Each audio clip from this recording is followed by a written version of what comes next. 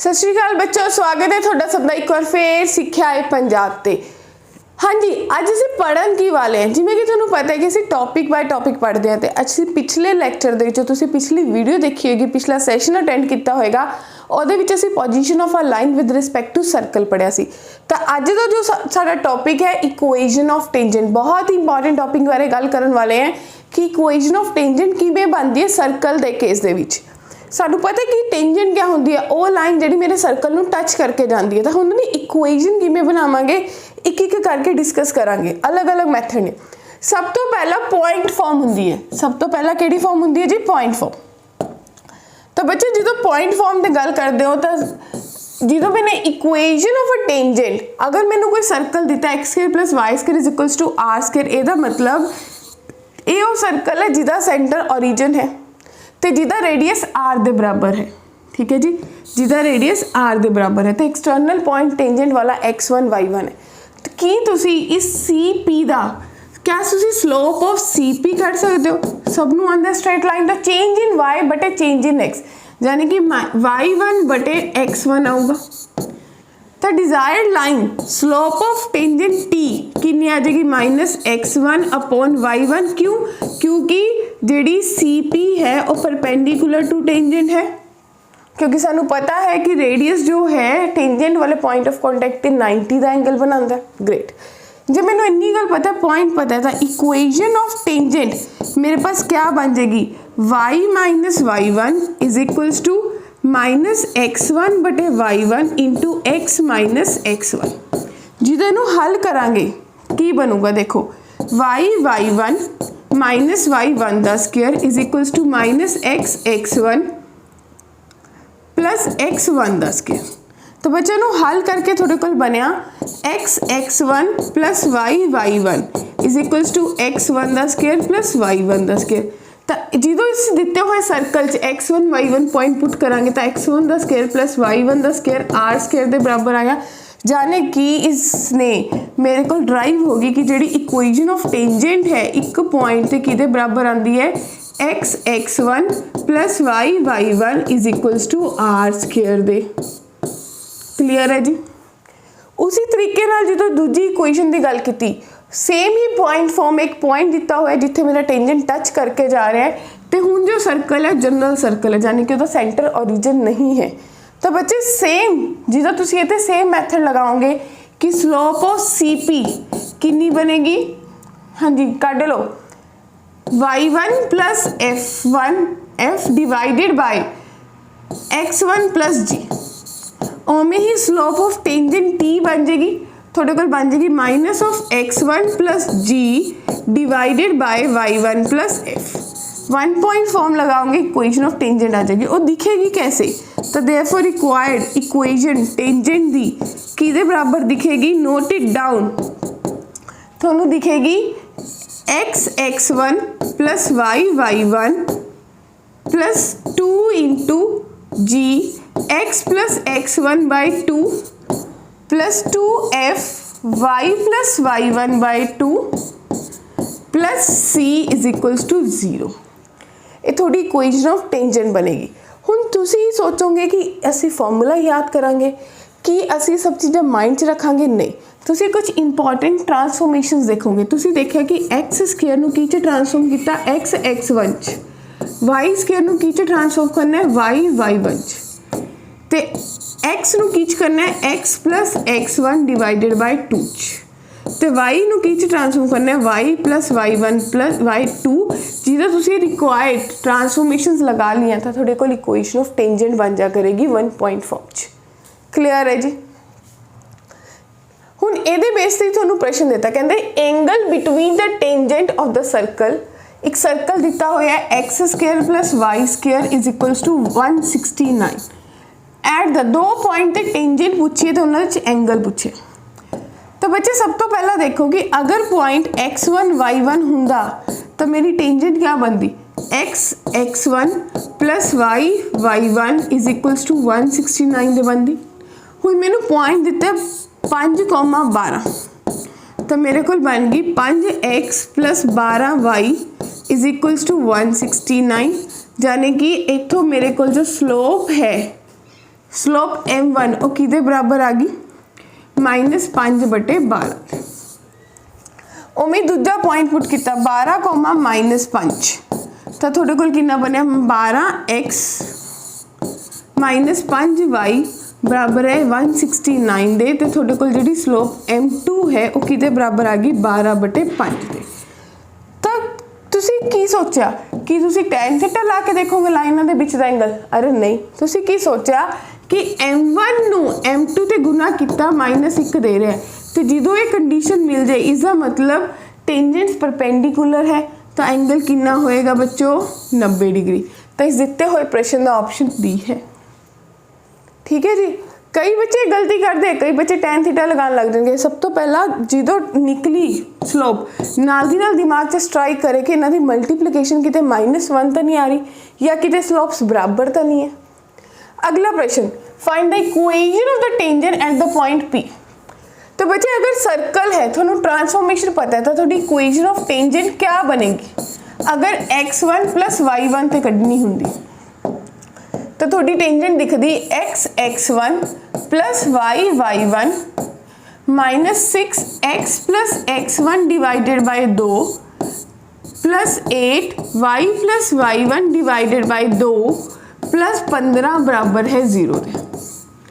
यानी कि x1 + y1 -3x -3x1 + 4y + 4y1 + 15 बराबर है 0।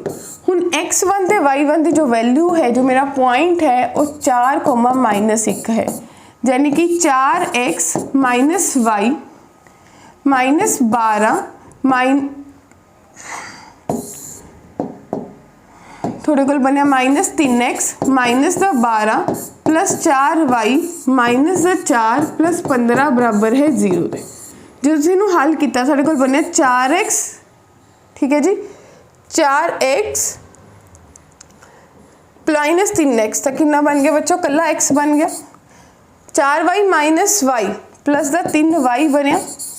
हुण 12 - 4 12 ते 4 16 16 दे विचों 15 गए तो -1 बराबर है 0। क्या ऐसी कोई टेंजेंट थोड़ा ऑप्शन से दिख रही है? x + 3y -1 बराबर है 0, यानी कि ऑप्शन सी जो है वो सही आंसर दे रहे। तो की मैंने फॉर्मूला याद किया? नहीं, मैंने क्या लगाया, जो मैंने हुणी थोनों एक शॉर्टकट दसिया कि इंपॉर्टेंट ट्रांसफॉर्मेशन सानू पता होना चाहिए कि x² नू बदलो x(x1) y² नू बदलो y(y1) x नू बदलो x + x1/2 तो y नू बदलो y + y1/2। चलो हुण आ गई पैरामीट्रिक फॉर्म। केड़ी फॉर्म आ गई जी? Parametric form. यानी कि अगर मैनू सर्कल की पैरामीट्रिक फॉर्म मतलब r cos theta r sin theta दिता होवे तो मेरी इक्वेशन क्या बनेगी? बहुत सिंपल। की सोचोगे तुसीं? सोचा कि अगर मैनू यही पॉइंट x1 ते y1 दिते हुंदे तो मेरे को टेंजेंट जो है वो कैसी दिखती है? x(x1) + y(y1) = r² दे दिखती है। हुण x1 की value r cos theta into x plus r sin theta into y = r²। एक r कट गया यानी कि x cos theta plus y sin theta = r। तो पैरामीट्रिक फॉर्म दे मेरी टेंजेंट की इक्वेशन क्या बन गई? x cos theta plus y sin theta = r। Clear है जी। हुण जो मैंने प्रश्न ने पूछा, प्रश्न नाल ही तैयार है। कहते equations of the tangent to the circle x² + y² = a²। Circle देख के की पता चलना चाहिए? सेंटर ते radius. Which makes the triangle of the area a² with the coordinate axis is। तो बच्चे देखो, सब तो पहले एक ऐसा सर्कल है जिसका सेंटर ओरिजिन है, तो यानी कि ऐदा का कोई सर्कल है और जिसका रेडियस कितना है? a। ठीक है जी। विच मेक्स, हुण तुसी ऐसी लाइनां दी इक्वेशन बनानी है, find the equation of the tangent. हुण ऐसी टेंजेंट्स बनानियां ने जो कि थोड़े कोऑर्डिनेट एक्सिस नाल तो मीट कर रही ने। बच्चे जे तुसी मान लो कि अगर इत्थे कोई पॉइंट सी r cos थीटा, क्योंकि होर तुहानू कुछ नहीं दिता, तो r sin थीटा, ठीक है जी। तो थोड़ी टेंजेंट की इक्वेशन क्या बन गई उस केस विच? हुणी जो पढ़िया थोड़े कोल बनया x cos theta plus y sin theta = a। अगली गल, एक बार x 0 कर लो, जो x 0 होएगा तो y a बटे साइन थीटा आ जाएगा, यानी कि थोड़े को आ पॉइंट आ गया 0, a बटे साइन थीटा। ओमें ही जो y 0 करोगे तो x आ जाएगा a बटे कॉस थीटा। तो बच्चे मेरे को आ वाला पॉइंट आ गया a बटे कॉस थीटा, 0 थे। क्लियर है जी। हुन तुहानूं दिता कि इस ट्राइंगल का एरिया किते बराबर है, इस ट्राइंगल का एरिया बच्चे बराबर है ए स्केयर दे, यानी कि हाफ इंटू ए बटे साइन थीटा, क्योंकि इसका परपेंडिकुलर डिस्टेंस ए बटे साइन थीटा ते बेस वाला ए कॉस थीटा, तो इंटू ए बटे कॉस थीटा जो है वो किते बराबर आ गया ए स्केयर दे। तो साइन 2 थीटा की वैल्यू थोड़े को 1 के बराबर आ गई। तो बच्चे 2 थीटा जो है 90 डिग्री आ गया, तो इतों मैनू पता चलिया जो थीटा है वो 45 डिग्री के बराबर है। जो थीटा 45 आ गया तुसी वैल्यू पुट कर दो, तो मेरी जो टेंजेंट है हुम हमा के भज के क्या बन जूगी, x बटे रूट 2 प्लस y बटे root 2 is equals to a, यानी कि x plus y is equals to a root 2। हुणे 1 बनी है, ये 45 डिग्री है, ये भी हो सकता सी एंगल दूजे क्वाड्रेंट 3 पाई बटे 4 बनता, तीजे क्वाड्रेंट दे विच कितना बनता जी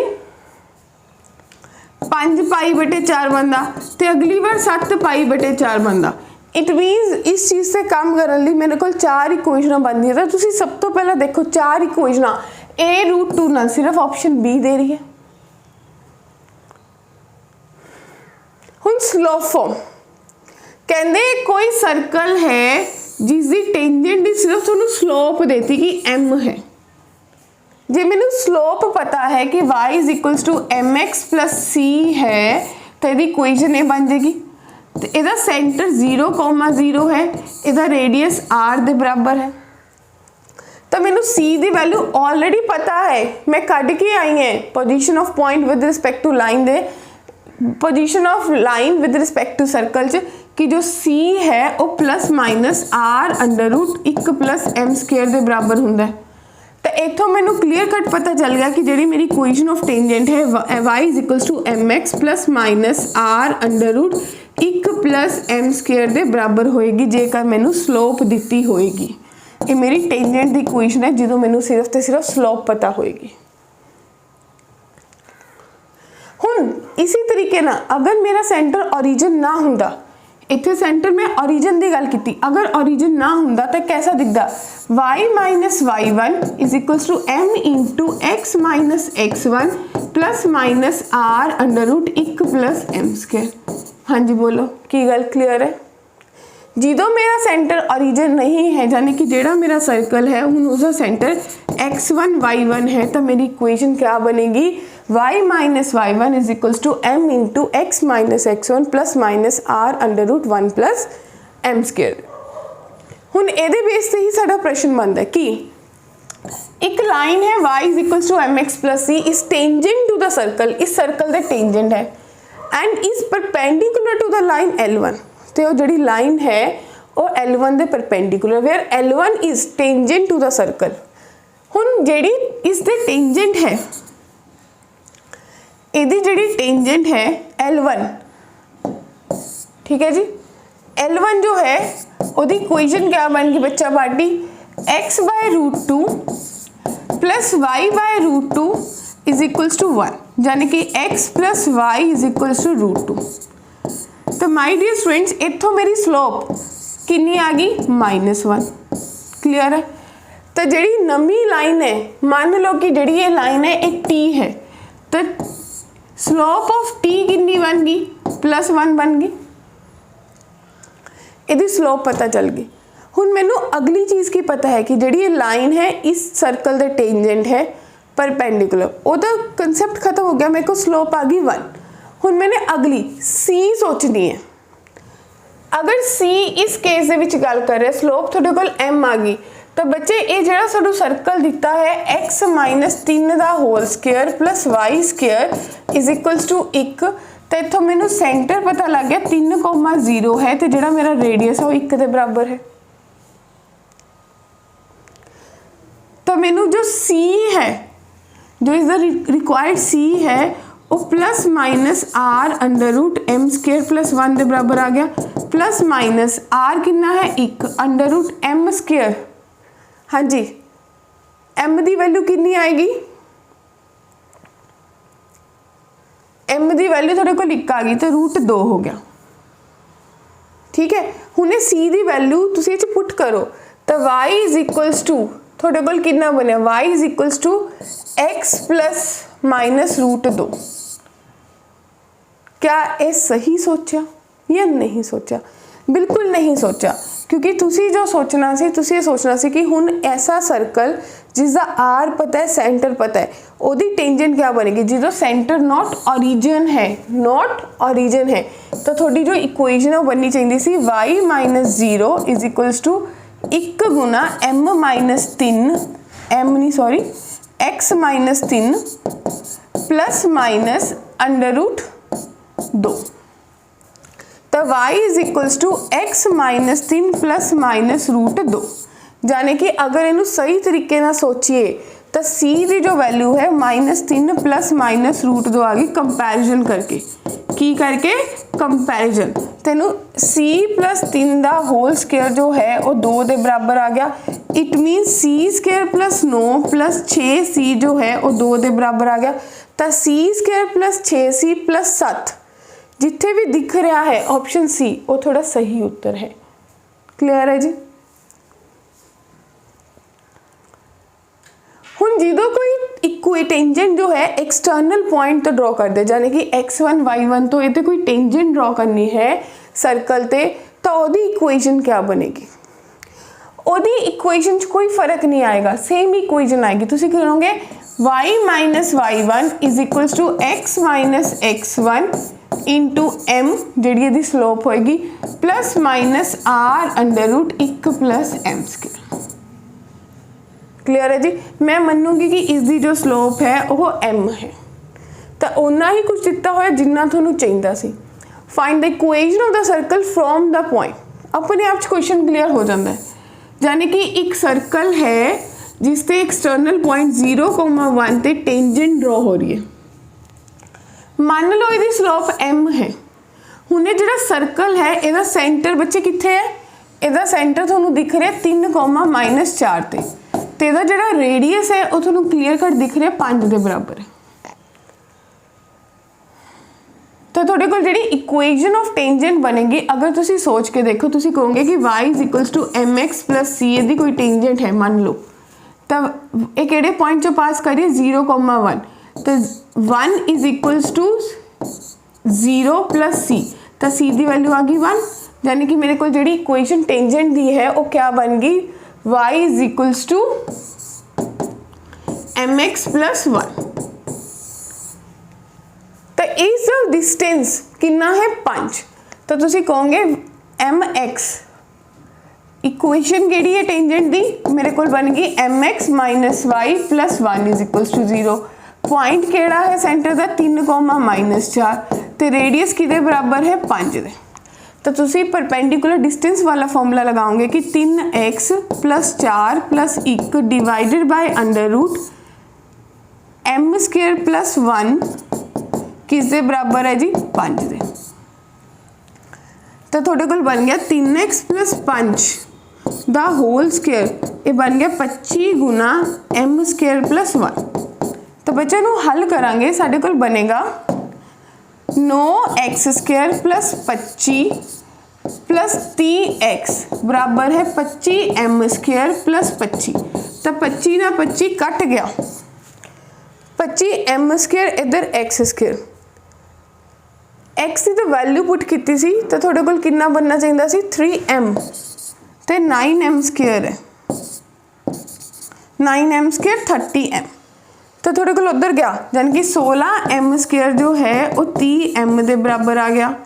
m कॉमन 16m माइनस 30 जो है 0 के बराबर आ गया। या तो m की वैल्यू 0 आ गई या फिर m की वैल्यू 15/8। ठीक है जी। तब माय डियर बच्चों, जो m की वैल्यू 0 आ गई तो थोड़ी इक्वेशन जो है वो y इज इक्वल्स टू जो m 0 आ गया तो y इज इक्वल्स टू 1 बन गई इक्वेशन।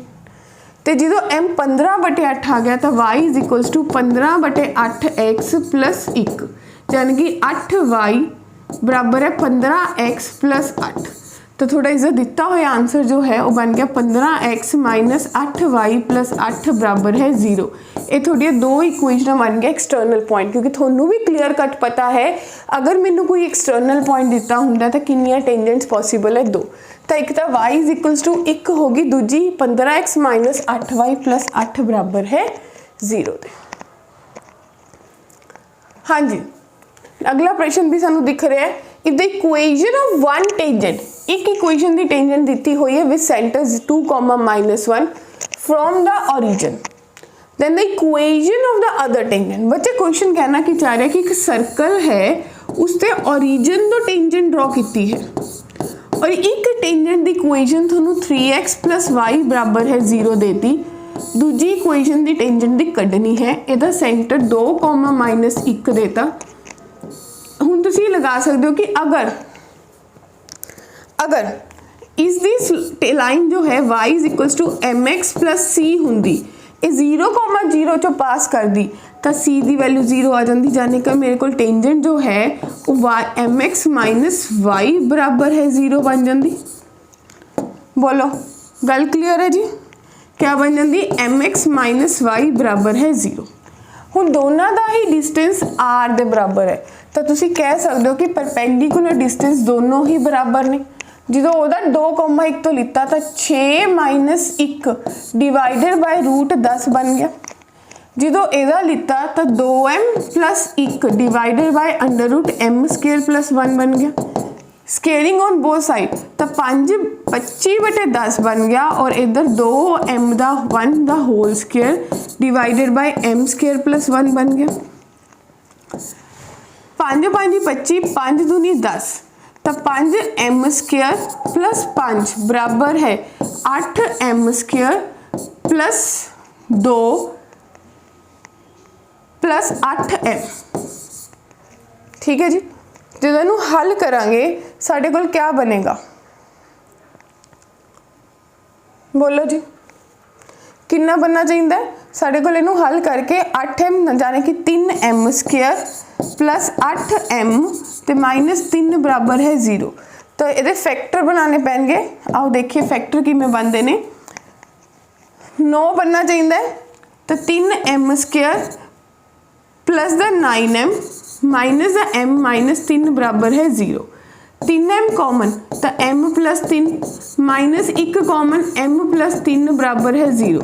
तो m की वैल्यू या तो -3 आ गई या 1/3 आ गई। इस इक्वेशन च पुट करके देखते हैं। जो m -3 हुई तो मेरे को -3x माइनस वाई बराबर है 0, यानी कि 3x प्लस वाई बराबर है 0 बने। ये तो वही इक्वेशन जो ऑलरेडी मैंने दिती हुई सी, यानी कि मेरे लिए रिक्वायर्ड दूजा ऑप्शन सही रहेगा। हुण मेरे को m 1/3 है तो 1/3x माइनस वाई बराबर है 0, तो x माइनस 3y बराबर है 0। ये मेरे को दूजी इक्वेशन आ गई जो मैंने चाहिए सी। x माइनस 3y बराबर है 0, ये मेरा सही उत्तर है। ठीक है बच्चों, एक क्वेश्चन है let the tangent drawn to the circle from the point 0,h meet the x axis at a point a and b। तो एरिया ऑफ ट्राइंगल APB करना है, मिनिमम कितना होएगा? PYQ क्वेश्चन है। ये थोड़े लिए एज अ होमवर्क असाइनमेंट है। जो तुसी कंसेप्ट पढ़िया, जो तुसी सीखा होते बेस से अपना दिमाग इस क्वेश्चन से चला के देखो। अगला लास्ट पॉइंट है कि जो तुसी टेंजेंट पता कर ली, तुसी पता कर लिया कि एक सर्कल तो कोई टेंजेंट ड्रॉ हुई तो पॉइंट ऑफ कॉन्टेक्ट क्या होंगे। तो बच्चे अगर मैंने लिखा बट तुसी इहनूं की कर सकते हो कि a² m बटे c कॉमा